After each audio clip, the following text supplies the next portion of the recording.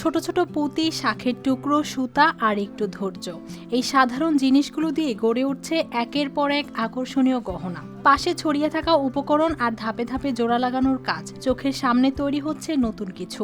শখ থেকেই শুরু, কিন্তু সেই শখই এখন হয়ে উঠেছে আয়ের পথ। বাড়িতেও বানাচ্ছি, চেষ্টা করতেছি যাতে নিজের জন্য কিছু করতে পারি, নিজের আয় দিয়ে কিছু বাচ্চারও সাহায্য করতে পারি, স্বামীকেও সাহায্য করতে পারি এবং বড় কিছু আস্তে আস্তে বড় কিছু করতে পারি। এরকমভাবে দিদির সাথে থাকে আমরা নিজেরাও কিছু করতে পারবো। পঞ্চগড়ের আটোয়ারী উপজেলার বড়দাব এলাকার গৃহিণী সুবর্ণা রায় বিয়ের পর বাড়িতে সময় কাটানোর ফাঁকে নিজের কিছু করার ইচ্ছা থেকেই বানানো শুরু করেন গহনা। প্রথমে নিজের জন্য বানাতেন, পরে আশপাশের মানুষের নজরে আসে তার কাজ, সেখান থেকেই বাড়তে থাকে আগ্রহ। ঘরের কাজের পাশাপাশি সময় পেলেই বসে পড়েন গহনা তৈরিতে। একসময় পরিচিতির বাইরে গিয়েও ছড়িয়ে পড়ে তার তৈরি গহনার খবর। বোনাদির কাছ থেকে ট্রেনিং নিই গয়না বানানোর জন্য, তারপর থেকে বাড়িতে টুকটাক বানাচ্ছি, নিজের গয়নাটা নিজে বানাচ্ছি। সেল এখনো দিইনি, তবে দিদির কাছ থেকে আসে আমরা।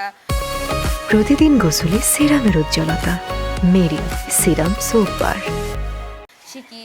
আবার নতুন নতুন দিদি যদি কোনো অর্ডার পায় আমাদেরকে ডাকে, আমরা আসি, দিদিকে হেল্প করি। পরে সামাজিক যোগাযোগ মাধ্যমে একটি পেজ খুলে নিজের কাজ তুলে ধরেন। এখন বাড়িতেই বাণিজ্যিকভাবে প্রায় 30 ধরনের গহনা তৈরি করছেন তিনি। মাসে গড়ে প্রায় 25,000 টাকা আয় করছেন, আর উৎসবের সময় বেড়ে যায় সেই পরিমাণ আরও।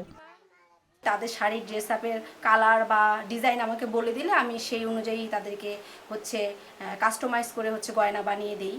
আর অনলাইনের মাধ্যমেও সেমভাবে আমি এই অর্ডারগুলো নিয়ে থাকি এবং গয়নার কাজ করে থাকি।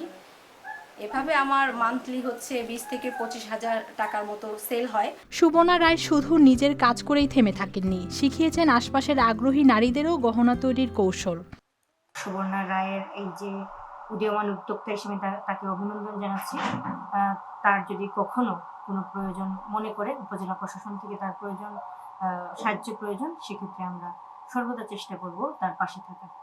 একটা সময় যে কাজ ছিল শুধু সময় কাটানোর উপায়, সেটাই এখন বদলে দিয়েছে সংসারের চিত্র।